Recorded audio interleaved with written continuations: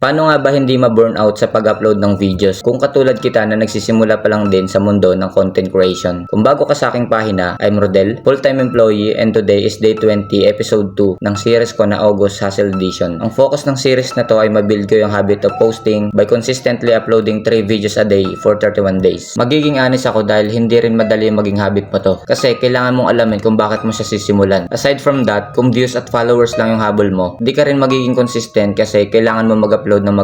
Ito yung analytics ko sa TikTok and ito naman yung sa IG.